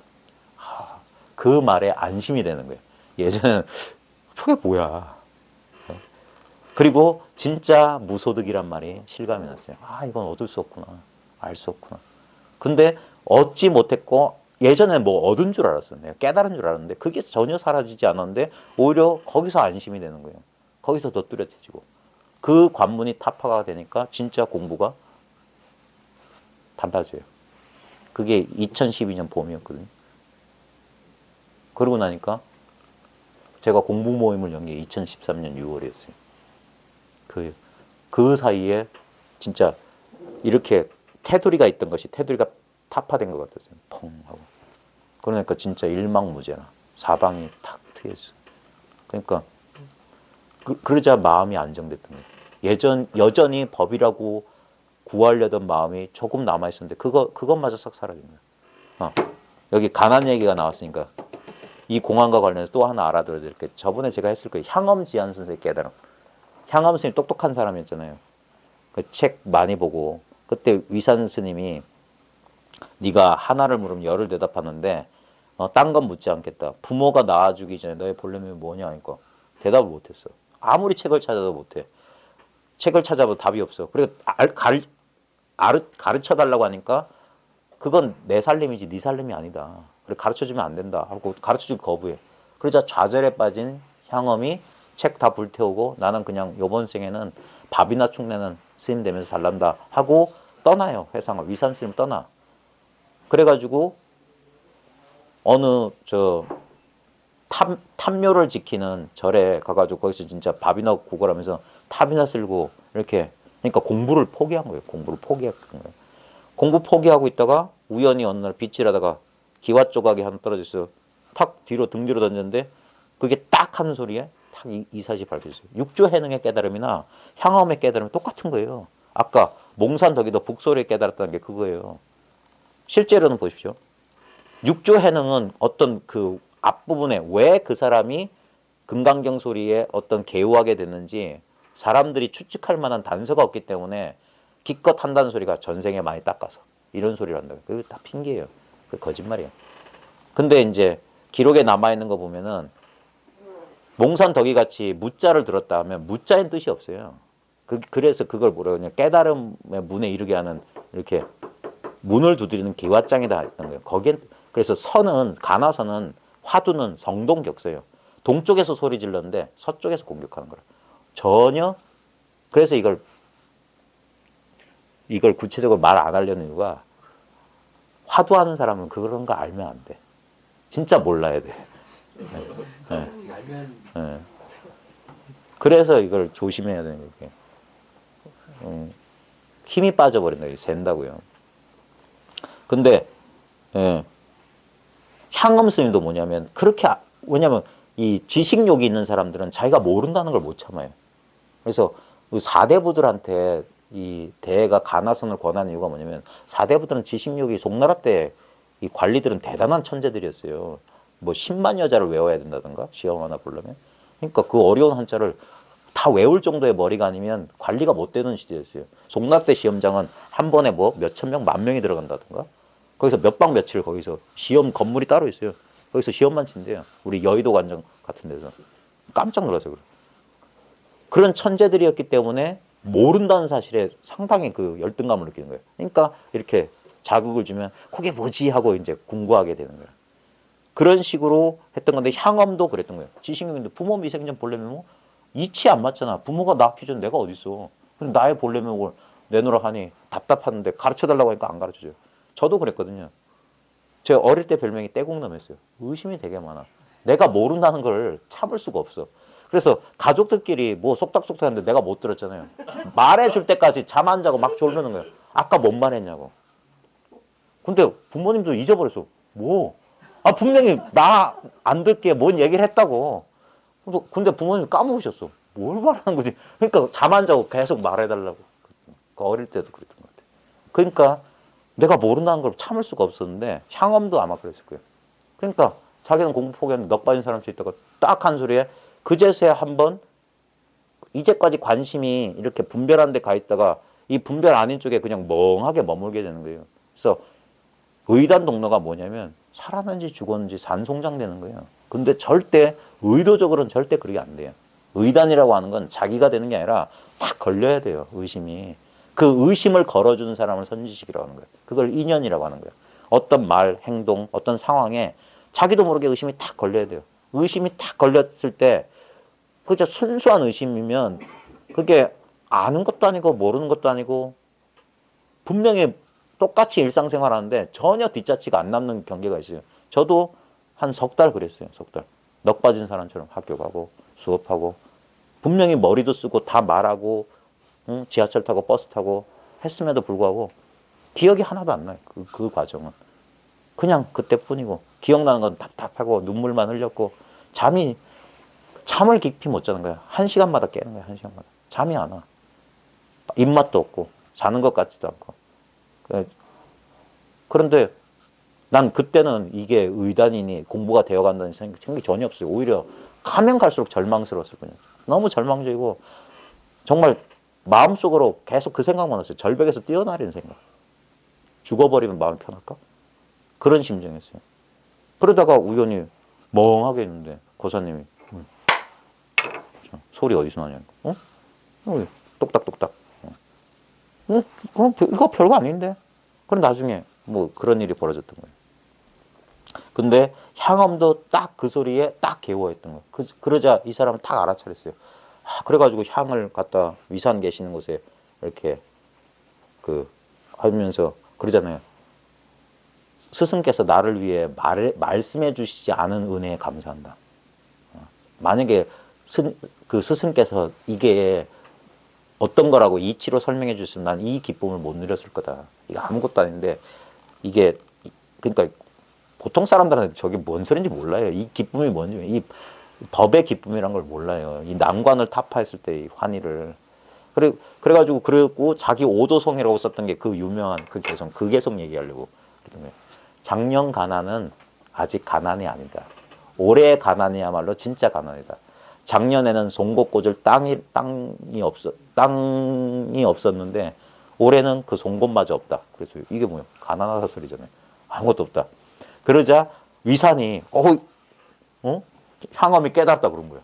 그러자 앙산이 그 위산에 제했던 앙산이 그 자기 사형이거든. 향엄이 앙산은 어린 사람이었는데 그 아직 제가 볼 땐 철저하지 않은 것 같다. 그래서 제가 한번 점검해 보겠다 해서 쫓아갔던 거예요.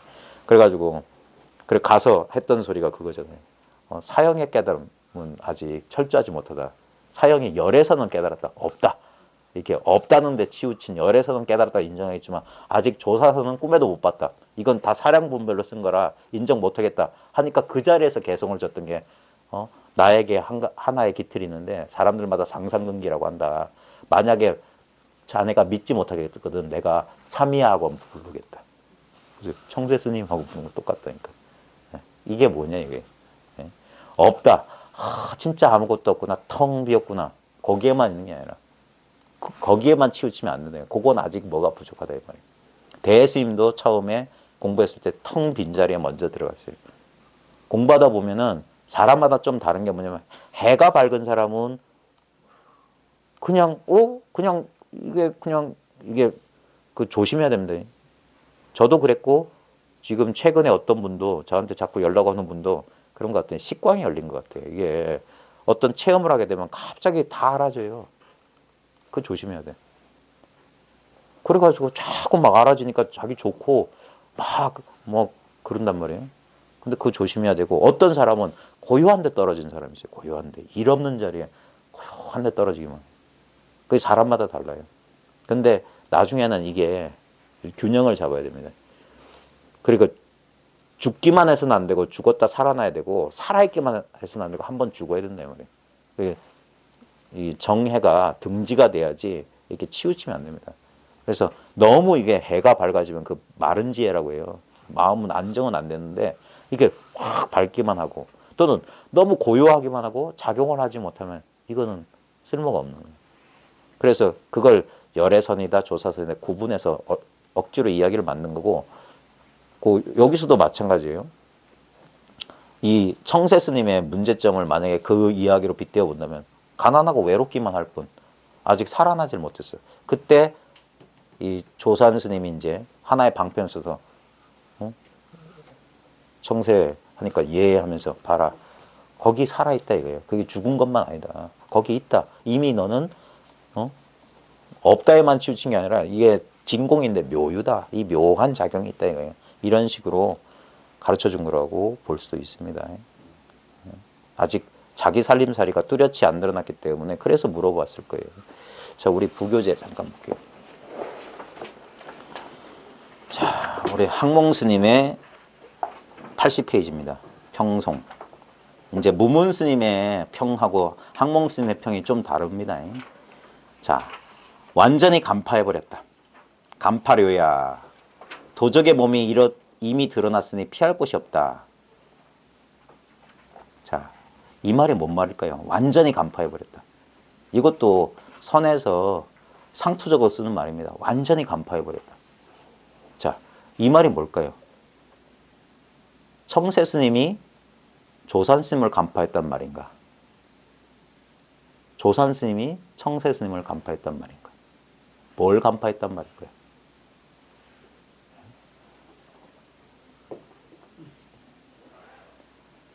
예전에 그랬어요.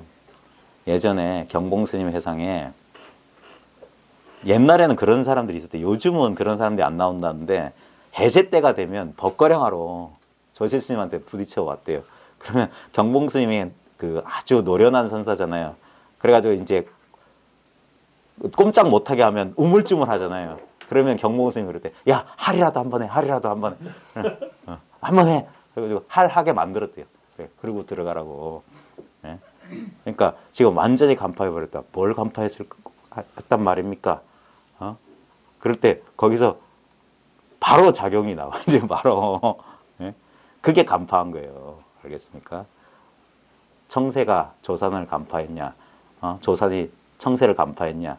제가 여러분들을 갈등의 구덩이로 몰아넣을 때 이 제 의도를 간파하셔서 악! 하고 할이라도 한 번 하시란 말이에요. 안 되면. 알겠습니까?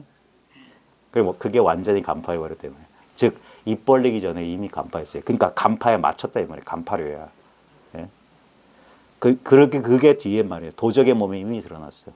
이 도적이 이미 드러났다. 그 뒷말이 더 좋네요. 피할 곳이 없다. 어떻게 피한단 말입니까, 이걸? 회피할 수가 없어요. 이 회피할 수 없는 자리가 공부를 끝마칠 자리다. 피할 수 없는 자리다, 이게. 예. 그래놓고 보십시오. 자, 말해보라. 어느 곳이 청새 스님이 술 마신 곳인가? 여기 똑같은 질문 하잖아요. 예. 여기서도, 예. 그러니까, 알겠는가 하는 거예요. 알겠느냐? 어느 곳이 청새 스님이 술 마신 곳이겠는가? 알겠느냐? 점두, 끄덕끄덕끄덕끄덕. 그 다음 보십시오. 이것도 상투어입니다. 밤에 다니는 것을 허락하지 않으니 날이 밝거든 오게나. 불어야행 천명수도 그랬어요. 요거는 제가 해석 안 해드릴 테니까 한번 숙제로 한번 이 언구를 한번 보십시오. 이게 이치도 밝아야 되고 진짜 이게 밝다면 이 말이 무슨 뜻인지도 알아요. 이게 스님들이 그냥 쓴 게 아니라 뜻이 있는 말이거든요. 그래서 나중에 한번 이치로 한번 설명해 보라고 그래요. 이게 흉내 내는 건지 진짜인지. 불어야행 천명수도. 이게 불어는 허락하지 않는다. 밤에 다니는 것을 허락하지 않는다. 그 다음에 천명. 이게 천명이 이제 하늘이 밝았다 이 말이죠. 하늘이 밝아야 비로소 이르렀다 이 말이에요. 예. 날이 밝은 다음에 와라 이 소리 되고 이게 해석이 분분해요. 그래서 이렇게 날이 밝거든 오게나 했는데 날이 밝아야 비로소 도달한다. 이런 말도 됩니다.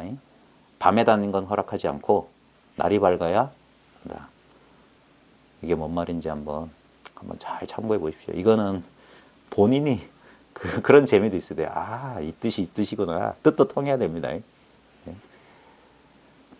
밤에 다니는 걸 허락하지 않는다.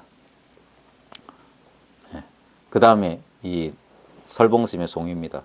활은 꺾이고 화살은 떨어지고 술은 깨지 않았는데 까치기 뜬 나무 아래 너무나 아득하구나. 자, 활은 꺾이고 화살은 떨어지고 술은 깨지 않았다. 이게 뭐냐면 이게 더 이상 나아갈 수 없는 이 피할 수 없는 자리를 말하는 거예요.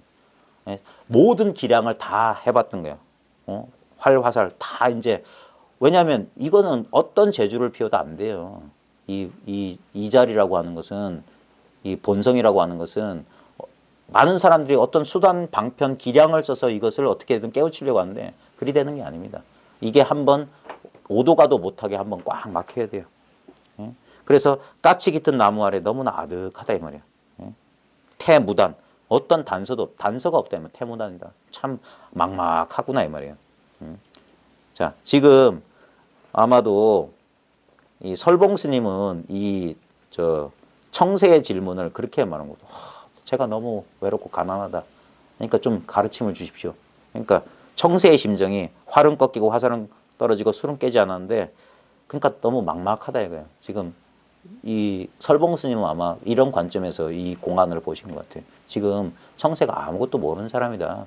그래서 가르침을 비니까 그래서 만약 조산의 점검이 아니었다면 청새야 이렇게 점검해 주지 않았다면 자, 이 청원의 백가주 이미 넉넉한데 너 뭘 찾고 있느냐 이렇게 점검해 주지 않았다면 외롭고 가난한 시대에 어느 세월에 면할까? 언제 깨닫겠느냐 말이에요.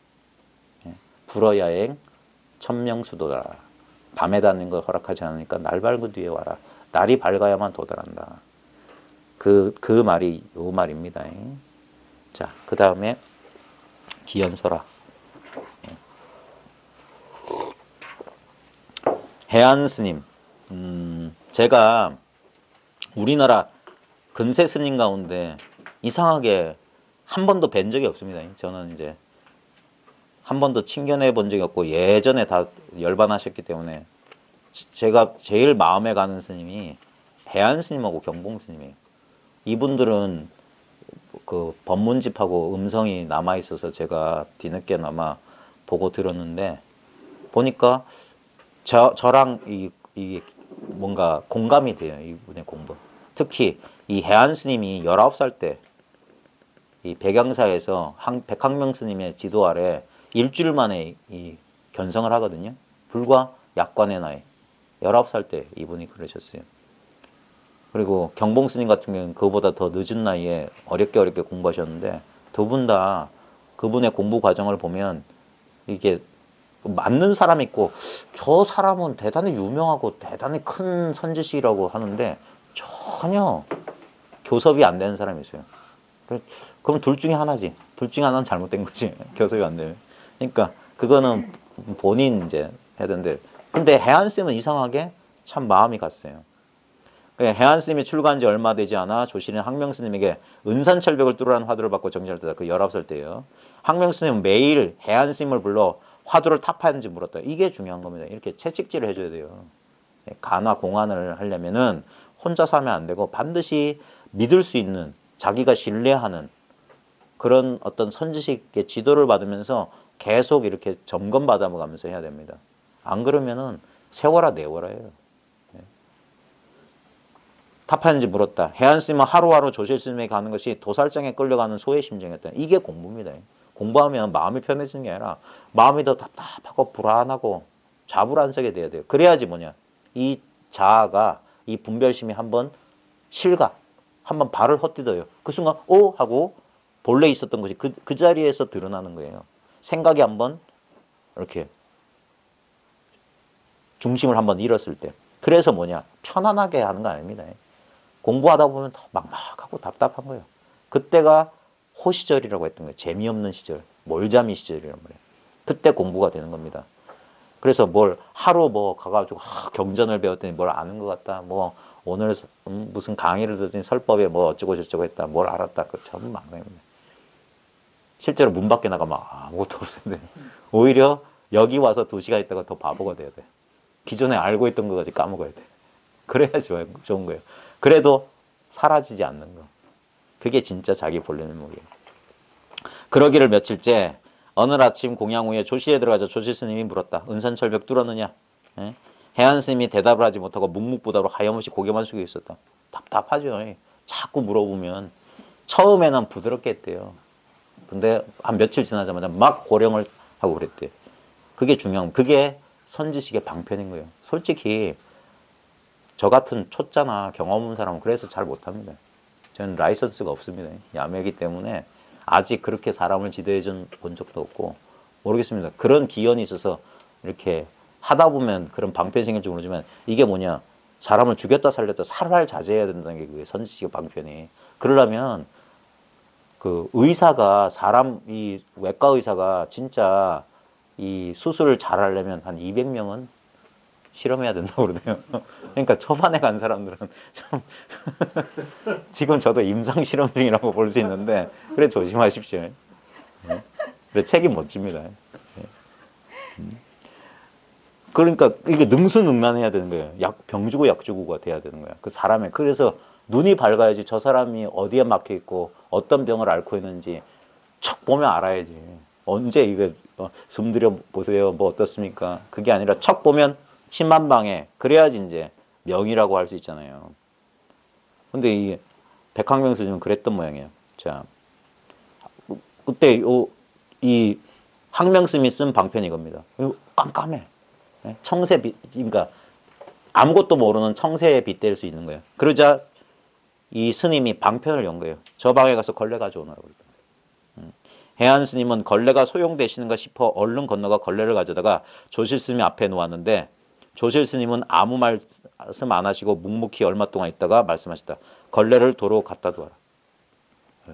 보면 걸레 갖고 오느라고 진짜 걸레만 갖고 오잖아요. 그때 이제 이분이 이 해안 스님에게 한번 전신할 수 있도록 한번 돌아볼 수 있도록 기회를 주신 거예요. 묵묵히 가만히 있었던 거예요. 그러죠. 그 뜻이 아닌가? 걸레 갖고 오란 이 뜻이 아닌가? 내가 뭘 잘못했지 하면서 자기 일상적인 사고가 한번 딱 하면서 이렇게 한번 흔들었던 거예요. 이게 공부 인연. 브레이크를 딱 걸어준 거예요. 걸레를 도로 갖다 두어라. 그제서야 해안 스님은 걸레가 용처가 있어서 가져오라는 것이 아닌 줄 짐작했으나 무슨 뜻인지 알 수가 없어. 걸레 가져오너라가 뭔 뜻이냐 이거예요. 정세 스님 가까이 오시오. 그 다음에 요 뒤에 얘기가 더 재밌는데 이 뒤에 얘기는 제가 사정상 뺐습니다. 혹시 기회가 되시면 해안 스님의 7일 만에 깨철이라는 책이 있습니다. 그 비움과 소통 출판사에 나왔는데 원래 제가 읽었던 책은 미랄 출판사에서 나왔던 마음이 곧 부처인가? 옛날 80년대 나온 옛날 책이었는데 그게 해안집 요약본인데 해안집은 총 4권으로 저 서울 성북동에 있는 전등사 동명스님이 해안집을 크게 냈어요. 장자들이 참 이 해안스님도 이 대처승이었기 때문에 그 안목이 진짜 안목이 밝은 명한 종사인데도 크게 그러지 않았어요. 해안스님 살던 곳이 참 그 지장암 지금 해안스님의 따님이신 분이 일지스님이 비구니 스님이거든요. 아들이 없었어요. 따님만 있고 사위도 있고 그런데 이분이 그 대처 비구 정화 때 이 정화하면서 그냥 처만 있으면 전부 무슨 타락승려인 것처럼. 근데 옛날 큰 스님 다 처자식 있었습니다. 예?